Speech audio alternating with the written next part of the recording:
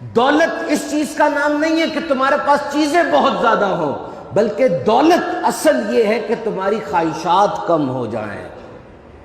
اپنی خواہشات کو کم کرنے کی ٹریننگ کیجئے، خواہشات کو لگام دیجئے، دنیا سے بے رغبتی اختیار کرنے کی کوشش کیجئے۔ جا کر دیکھیے ان کو جن کی دولت دھری کی دھری رہ گئی اور وہ کچھ نہ کر سکے۔ دولت کو ہر چیز کا سولوشن سمجھنے والوں، ایک دفعہ ماضی پر نظر دوڑاؤ اور دیکھو کیا واقعی دولت ہر چیز کا سولوشن ہے؟ نہیں ہے۔ اپنے آپ کو پریکٹس کرو، اس چیز کی پریکٹس کرو۔ میں صحیح کہہ رہا ہوں، جو کچھ ہو سکے اس چیز کی پریکٹس لازمی کرو کہ میری وانٹس کم ہو جائیں، میری خواہشات کم ہو جائیں۔ تم دنیا کے خوش نصیب ترین اور مطمئن ترین آدمی بن جاؤ گے۔ لبنان کا ایک بہت بڑا آدمی تھا، بڑا امیر تھا، بڑی دولت تھی اس کے پاس۔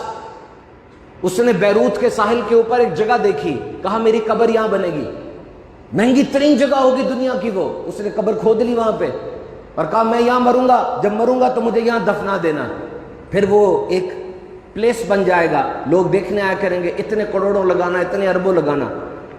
یہ اس نے اپنی طرف سے ایک فیصلہ کیا، اور پھر وہ ذاتی جہاز میں سمندر کے اوپر سے اڑ رہا تھا کہ جہاز پھٹ گیا اور جہاز سمندر میں گرا۔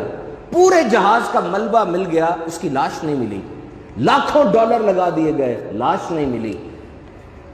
وہ جو چاہ رہا تھا وہ نہیں ہوا۔ یو کے کا ایک بندہ تھا، بڑا رئیس تھا، اتنا رئیس تھا کہ حکومت اسے لون لیا کرتی تھی۔ اس کا جو سیم و زر کا کمرہ تھا جس میں اس نے پیسہ، سونا، چاندی، دیگر چیزیں رکھی ہوئی تھی، وہ اس سیم و زر کے کمرے میں ایک دن اندر چلا گیا۔ اندر جا کے دروازہ اس سے بند ہو گیا۔ وہ دروازہ اس طرح کا بنا ہوا تھا کہ باہر سے کھلتا تھا، اندر سے کھل نہیں سکتا تھا۔ اس نے بڑا شور مچایا، لیکن ساؤنڈ پروف کمرے سے آواز کیسے باہر نکلتی؟ اندر پھنس گیا۔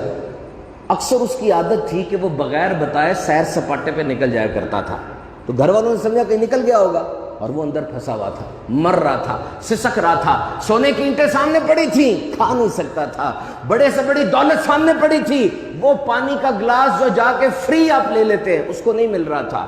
اس نے مرتے ہوئے خون سے لکھا کہ میں دنیا کا امیر ترین آدمی بھوک اور پیاس سے مر رہا ہوں۔ دولت کس چیز کا سولوشن ہے مجھے بتاؤ؟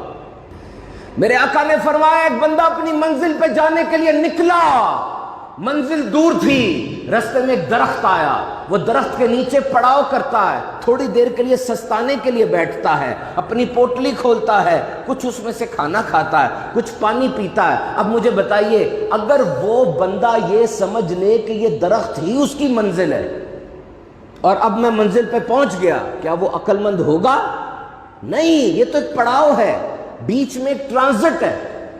اب تم نے پانی پی لیا، کھانا کھا لیا، اٹھو اور اپنی منزل کی طرف چلو۔ تو اے نادان انسان، یہ دنیا میں تیرا پڑاؤ اسی درخت کی طرح ہے، یہ ختم ہو جائے گا اور تجھے اٹھ کر یہاں سے جانا پڑے گا۔